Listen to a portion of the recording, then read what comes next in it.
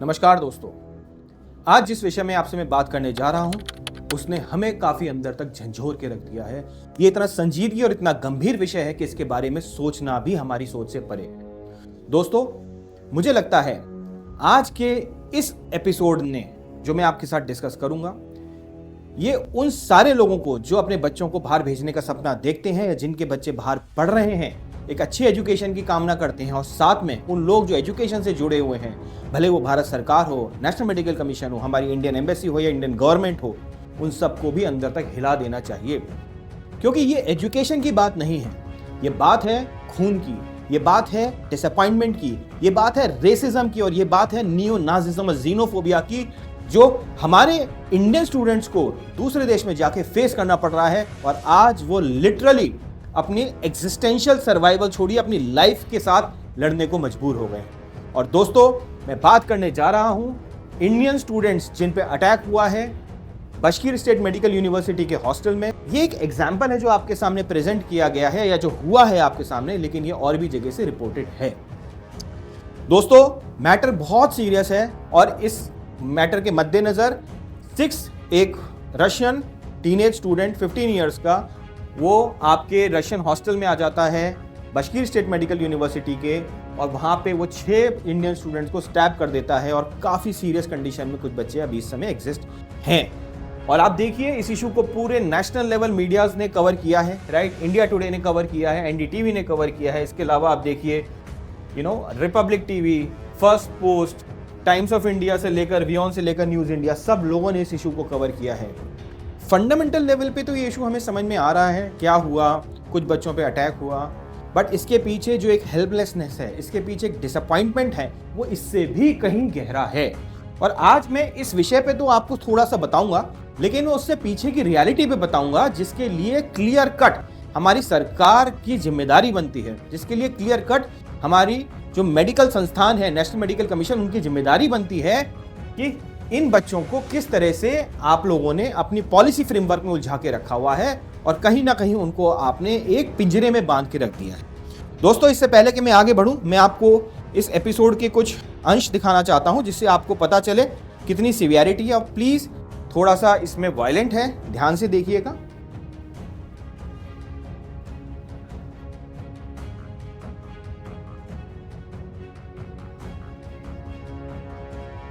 ये देखिए, Indian student पे अटैक हुआ है, ये बच्चा खून में लथपथ है,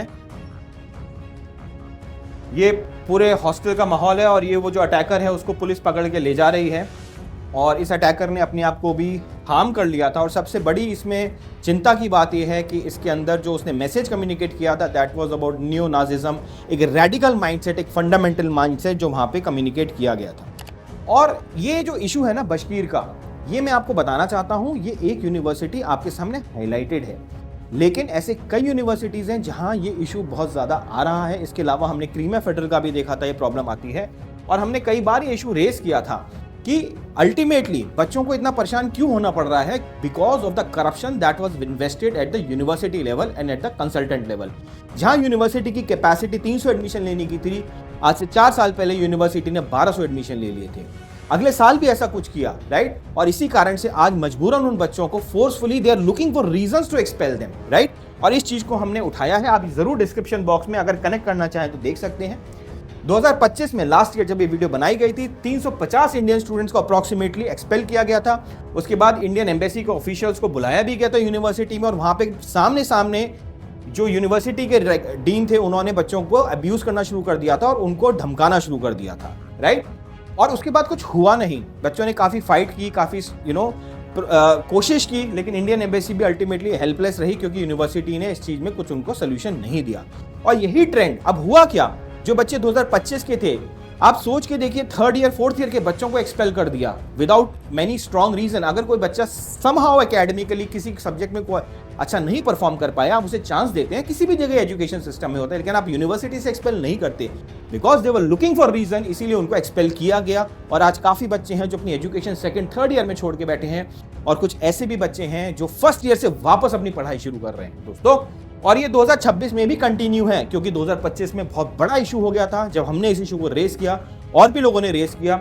आज भी ये काम हो रहा है, क्योंकि बैकलॉग तो पुराना है ना, और करीब 100 बच्चे, जैसे मेरी जानकारी है, अभी तक एक्सपेल हो चुके हैं, ग्रुप्स में एक्सपेल हो रहे हैं और आगे और भी बच्चों का एक्सपल्शन होने की पूरी संभावना है, राइट। सो इस पूरे प्रोसेस में हो क्या रहा है, बच्चों के सारे साल बर्बाद हो रहे हैं, उनके करियर डिस्ट्रॉय हो रहे हैं और कहीं ना कहीं बच्चे एक बहुत heavy state of mental disturbance के अंदर हैं और सिर्फ कारण एक ही है इस पूरे एपिसोड का, which is over admission and corruption at the university level, जिसको हमारे जैसे ही जो हमारे काउंसलर्स हैं, जो यूनिवर्सिटी के कॉन्ट्रैक्टर हैं, वो हैंड्स इन माउथ करके यूनिवर्सिटी के साथ इस तरह का काम करते हैं। सो दोस्तों, हमने ये भी देखा किस तरह की पैथेटिक कंडीशंस में बच्चों को रखा गया था। लास्ट ईयर ये सारे इश्यूज रेस किए थे, राइट। अब पॉइंट ये आता है कि समाधान क्या है। ये बच्चे अगर ठीक है, अगर एक यूनिवर्सिटी उनको नहीं पसंद, अगर किसी भी यूनिवर्सिटी में, क्योंकि कोई भी बच्चा जाता है ऑनलाइन इंफॉर्मेशन के बेसिस पे जाता है या वो किसी स्टूडेंट रेफरेंस या किसी स्टूडेंट कंसल्टेंट के रेफरेंस पे जाता है, हो सकता है उसका अपना वेस्टेड इंटरेस्ट हो, लेकिन कौन सी बड़ी बात है, अगर बच्चा जा रहा है उसे नहीं पसंद तो क्या वो अपना कॉलेज चेंज कर सकता है ना। ये तो हर जगह अवेलेबल ऑप्शन होता है और होना भी चाहिए। लेकिन आज की डेट में जिस सवाल से मैंने शुरू किया था कि हमारे रेगुलेटर्स ने उनके लिए ऐसी कंडीशन बना दी है, एक ऐसी पिंजरे में उनको बंद कर दिया है, ना वो कहीं हिल सकते ना वो कहीं जा सकते। और दोस्तों, आज का जो वीडियो है ना, ये इसलिए नहीं है कि जो हुआ वो क्यों हुआ या बच्चे परेशान है तो क्यों है, ये इसलिए है, ये हो रहा है तो क्यों हो रहा है, क्योंकि कहीं ना कहीं हमारी ही सरकार ने हमारे ही बच्चों के पैर में बेड़ियां बांध रखी हैं और ऐसा माहौल क्रिएट कर दिया है, ऐसे रेगुलेशंस डाल दिए हैं कि आप जिस भी अवस्था में हो, जहां भी हो, जो भी आपके साथ जिस भी लेवल का ह्यूमिलिएशन और हरासमेंट कर रहा है, आप कुछ कर नहीं सकते। क्यों नहीं कर सकते? Because of this FMGL regulation 2021। और आप जानते हैं FMGL की कंडीशंस बहुत ड्रैकोनियन है और इसके अंदर जो सबसे ज्यादा खतरनाक कंडीशन है वो है transfer of college and country. पहले की डेट में, राइट, बच्चों को ट्रांसफर की परमिशन होती थी, they were allowed, but as per new clause schedule 1, 2 का 4, students are not allowed to take a transfer. अगर आप किसी भी कारणवश, आपकी क्लाइमेटिक कंडीशन सही नहीं है, आपको हेल्थ इश्यूज हैं, आपके साथ गलत हो रहा है, आपके साथ एक्सप्लॉयटेशन हो रहा है, कई केसेस में तो फीमेल लड़कियों के साथ एक्सप्लॉयटेशन होता है, लेकिन क्या करें, आप अगर ट्रांसफर ले लेंगे, राइट, आपकी एजुकेशन को नल एंड वॉइड कर दिया जाएगा। और यही हुआ यहाँ पे भी, बशकीर में भी, कि बच्चों को इतना एक्सपेल्शन किया, उसके बाद उन्हें फर्स्ट ईयर से दूसरे यूनिवर्सिटीज में जाके एडमिशन लेना पड़ा। सो दोस्तों, ये है वो condition, location of medical college और institution and administration of the course and training. The entire course, training and the internship or the clerkship shall be done outside India in the same foreign medical institution throughout the course of study, and no part of medical training and internship shall be done in India or in any country other than the country from where the primary medical qualification is obtained। और यही वो line है जो आज इन बच्चों को बेइंतहा तरीके से परेशान कर रही है। यही वो लाइन है जिसने आज उनके पैरों में बेड़ियां बांध दी हैं। और ये देखिए, उनको violence, racism, living condition, pathetic conditions, natural calamities, war like situations, बच्चे बॉर्डर एरियाज में भी पढ़ रहे हैं। हमने यूक्रेन के केस में क्या देखा, बिकॉज ऑफ दिस कंडीशन हमने सिंपैथी पूरी दी as per government of India, but ultimately बच्चों को वापस यूक्रेन ही जाना पड़ा अपनी एजुकेशन करने के लिए। और हमसे इतना भी नहीं हुआ as a government of India sympathy हमारे अपने बच्चों के लिए कि हम इस कंडीशन में रिलैक्सेशन दे दें उनको, right. Institutional corruption, right. And yes, this has turned the universities into prisons and students into hostage। और ये हम देख रहे हैं, देखते आ रहे हैं, ये बहुत विभत्स इशू है जिसको लेके हमें जागना चाहिए। हमारे रेगुलेटर्स को प्लीज इस पे आके कहीं ना कहीं कोर्स करेक्शन की जरूरत होनी चाहिए। सो दोस्तों, अब सवाल ये आता है कि ये रेगुलेशन है, बट ये रेगुलेशन कितनी वाजिब है, राइट? क्योंकि कोई रेगुलेशन किसी संस्था के लिए, किसी सोसाइटी के लिए, किसी एजुकेशन पॉलिसी के अच्छे के लिए होती है, राइट? क्या कॉन्स्टिट्यूशनल सवाल एक है जो हमें पूछना चाहिए, क्या रेगुलेशन इतनी इंपॉर्टेंट है जो हमारे राइट टू लाइफ से ऊपर हो जाए, जो हमारी राइट टू डिग्निटी से ऊपर हो जाए, राइट टू एजुकेशन से ऊपर हो जाए? लाइफ में खतरा है, आप देख रहे हैं। डिग्निटी छोड़िए, हमें डे टू डे रेसिज्म का सामना करना पड़ा है, हमारे साथ हर लेवल का एक्सप्लॉयटेशन हो रहा है, राइट? और एजुकेशन तो मिल ही नहीं रही है। ऐसे कितने कॉलेजेस हैं, इसकी भी बात करें, इंग्लिश में पढ़ाई ही नहीं हो रही है। बच्चों का मेरे पास फोन आया, बशकीर की मैं बात करूं, एग्जाम्पल दे रहा हूं मैं, ऐसे बहुत कॉलेजेस हैं, सर टीचर को इंग्लिश ही नहीं आती, रशियन में पढ़ाई कराते हैं। हम क्या पढ़ें? हम जो कर रहे हैं अपने आप कर रहे हैं, उसके बावजूद इतनी एट्रोसिटीज झेल रहे हैं, राइट? तो क्या कोई ऐसा लॉ है, कोई ऐसा लॉ किसी कंट्री का हो सकता है या हमारे देश का हो सकता है जो बच्चों के फंडामेंटल राइट से वंचित करे? If the discrimination is systematic, the state can not look away. तो हमारी ड्यूटी बनती है एज अ स्टेट, हम अपने बच्चों को ध्यान दें, उनके साथ न्याय करें और उनको रिलैक्स करें। अब रास्ता क्या है बच्चों आपके लिए, जो मेरी अपनी छोटी सी अंडरस्टैंडिंग कहती है, जो हमारा अपना एक्सपीरियंस कहता है, आप परेशान होने से बेटर अपने राइट के लिए फाइट करें। मैं तो यही कह सकता हूं। डेफिनेटली आपके पास एक लीगल ज्यूरिस्प्रूडेंस है जिसके माध्यम से आप आगे जा सकते हैं, आप अपने राइट्स को एक्सरसाइज कर सकते हैं, और ये आपके आर्टिकल्स हैं अंडर अवर लीगल एम्बेट, राइट, जो आपको कॉन्स्टिट्यूशन दिया है, जिसको लेकर आप एफएमजीएल के ट्रांसफर वाले क्लॉज को चैलेंज कर सकते हैं, उसके लिए ओवरव्यू की बात कर सकते हैं। आर्टिकल 21 जो आपको है वो right to life and dignity देता है, right, they can not be forced to stay in unsafe, violent, racially hostile environment जो आपके साथ यहाँ पे हो रहा है। आर्टिकल 14 आपको इक्वालिटी एंड नॉन आर्बिट्रेरीनेस का राइट देता है, जिसमें blanket transfer ignores different risk situation, arbitrary and unconstitutional होता है, right. Article 19(1)(g right to profession होता है, जिसमें denial of transfer destroys medical career, unreasonable restriction, और इसमें पास्ट में भी कोर्ट ने, स्पेशली मैं बात करूं, ट्रांसफर की परमिशन ग्रांट की है, जो आप उसको एक्सरसाइज कर सकते हैं। Article 226 high court enables Delhi high court petition against NMC FMGL rules.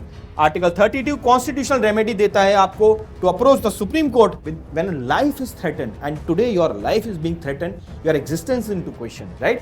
Natural justice, right to natural justice which is fair due process, mass expulsion हो रहा है, no remedial pathway, right to natural justice में ये बात आती है, दुनिया का कौन सा ऐसा देश है, कोई एक देश बता दीजिए, कोई ऐसा कोर्स बता दीजिए जहां क्रेडिट की, यहां आप ट्रांसफर की परमिशन नहीं दे सकते। अरे आज मैं एक्स कॉलेज में पढ़ रहा हूं, मुझे अच्छी अपॉर्चुनिटी मिल रही है, मैं क्यों नहीं ट्रांसफर लूं?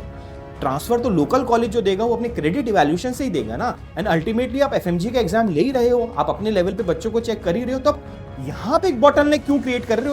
उसका लॉजिकल रीजन क्या हो सकता है जो आप इस तरह से कर रहे हो, राइट। और ये ट्रांसफर की परमिशन ना होने के कारण जो लोग हैं, जो सिस्टम में बैठे हैं, उनको पता है बच्चा कुछ कर ही नहीं सकता, मुझे खाना नहीं दे, पीना ना दे, कुछ ना दे, फिर भी वो रहेगा तुम्हारे पास, बिकॉज उन्हीं की सरकार ने उनके हाथ बांध रखे हैं। तो ये है राइट टू नेचुरल जस्टिस जो हमें नहीं मिल रहा है, जिसके लिए आप फाइट कर सकते हैं। एंड यस, डॉक्ट्रिन ऑफ प्रोपोर्शनबिलिटी भी आप जा सकते हैं, right, which is total transfer ban is excessive and safer alternate options exist for our life. दोस्तों फाइनली यही है अपील। आज हमारे बच्चे हिल नहीं सकते, आज हमारे बच्चे कहीं जा नहीं सकते, they are feeling trapped, they are feeling enslaved, right. तो ये हम पूछ नहीं रहे, ये हम बच्चे डिमांड करना चाहते हैं अपनी सरकार से, क्योंकि हम इस सिचुएशन से बाहर आना चाहते हैं। और कौन हमारी हेल्प करेगा अगर हमारे ही लोग हमारी हेल्प नहीं करेंगे? देखिए, so education should never come at the cost of life. ये बहुत फंडामेंटल चीज है, नेचुरल सी बात है, बेसिक अंडरस्टैंडिंग है। We should move from suffering to action. We should move from fear to law, and we should move from silence to justice. Because हमारे जो सपने हैं, हमने सपना सिर्फ इतना ही देखा था कि हमारे पास जितने भी रिसोर्सेज, हम बाहर जाके मेडिसिन पढ़ना चाहते हैं, हम वापस आके अपने देश में अपने लोगों की सेवा करना चाहते हैं, जो भी हमारे रिसोर्सेज हैं, और वो रिसोर्सेज भी कम नहीं थे। तो क्या इस सपने देखने में हमने गलती की थी? और क्या आज हमें इस सपने का इतना बड़ा हर्जाना भरना पड़ेगा कि वो हमारे खून से देखा जाएगा? जो हमारे साथ हो रहा है, वायलेंस हो रहा है, ये सब हो रहा है।